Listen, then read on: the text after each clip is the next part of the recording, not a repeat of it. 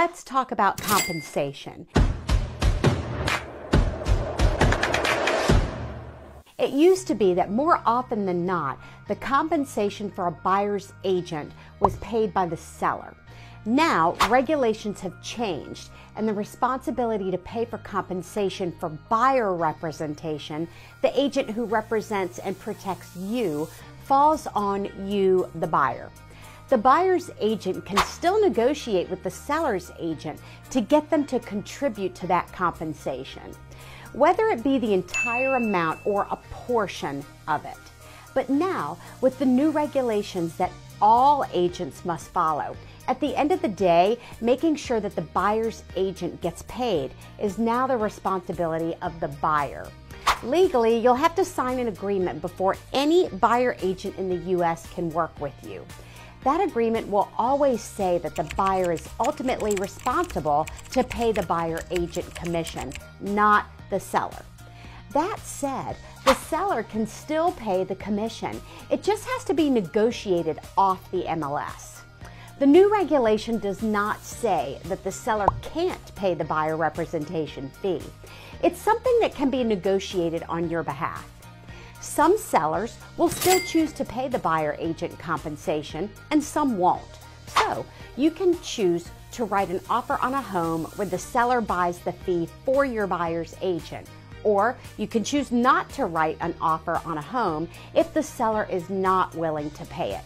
And again, all commissions or compensation is always negotiable between all parties, and it always has been.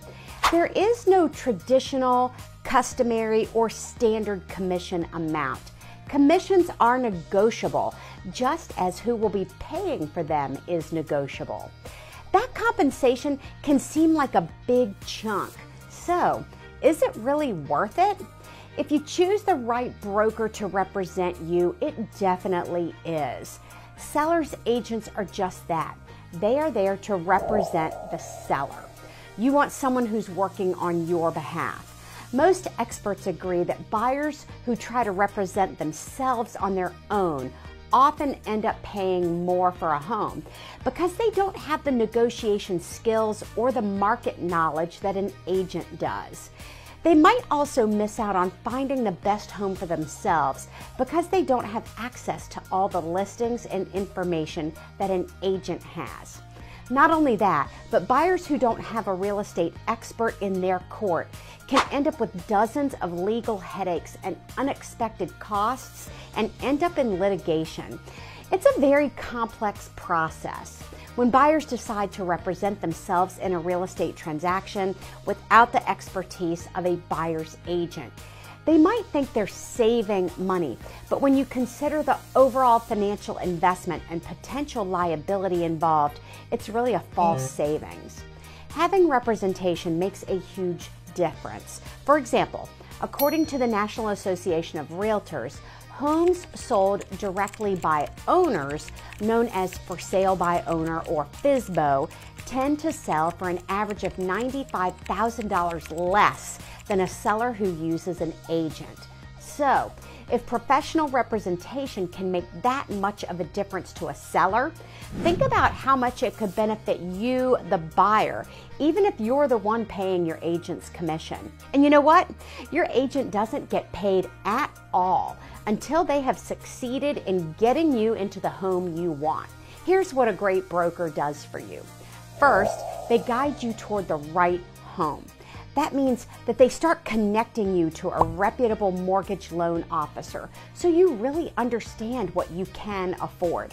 You don't want to waste your time looking at Mercedes if a Kia is all you truly qualify for. A great broker will also help you get a clear understanding of what you need, your priorities, and what you'd love to have in a home.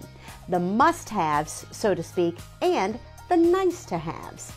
Next, before dragging you around on home tours, they'll research different neighborhoods and homes to find you great matches. They'll guide you to detailed information on things like school scores, crime rates, traffic patterns, and local amenities. Before you even get in the car, you'll know exactly what you're looking at and that it fits what you're looking for. Then, once you find the home you like, they'll research the current market and market trends even further, and they'll talk to the seller's agent about the seller's priorities and hot buttons. At this point, they'll also ask if the seller's agent is willing to pay the fee of your buyer's agent from that seller. All of this is to help you write an offer that will be attractive to the seller at a price you can afford with terms you want, or to help you decide whether to make an offer at all. Your agent will present your offer and begin the negotiation process. A great agent will be a terrific collaborative negotiator with the experience and expertise to know how to compromise and create a deal that both you and the seller are happy with. Your buyer's agent will be able to negotiate things like rent backs, potential maintenance issues, repair requests, and closing costs, including the buyer's agent compensation. Your agent will negotiate the right price and terms and make sure you're not paying more for the home than you should. They will negotiate credits and additional terms on your behalf that the seller will pay for instead of you. The seller's agent wants to protect the seller and get them the most money and best terms. As a buyer's agent, their job is to do the same for you. Their goal is to negotiate all of this and make sure you're getting the best possible price and terms. It's like a loving boxing match between the listing agent and your agent. Once your offer is accepted, your agent then manages all the people and processes to unearth any issues and finalize the deal. They'll order inspections like roof and pest inspections, plus any special inspections needed like pool, well, or septic, and point out any issues that arise from them.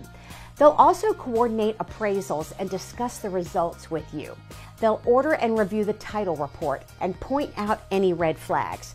They'll keep on top of lenders and help you provide whatever documentation is necessary. If the state or situation calls for it, they'll coordinate with attorneys. They'll review the seller's disclosures and point out any potential problems, then negotiate a resolution to those issues. They'll deal with the title and escrow companies. They'll connect you with home insurance companies and home warranty providers and help you choose the best options for your situation. Your agent will manage all of these people and processes to keep your escrow on track, and they'll communicate regularly so that you know exactly what is going on. Their job is also to make sure that you're protected from any legal liability and to help keep your initial earnest money deposit safe and ensure the home closes. Yes, your agent can spend literally hundreds of hours, much of it behind the scenes, working on your behalf. And it's only when they succeed and you have the keys to your dream home that they get paid. Again, per agreement, you as the buyer are contractually responsible to pay this fee, though your agent will negotiate and try to get the seller to pay it. So, this and oh so much more is what a good buyer's agent will do for you and why you need one. If you've got any additional questions, just reach out and I'm happy to elaborate more. I'm Hope George, your best hope in real estate.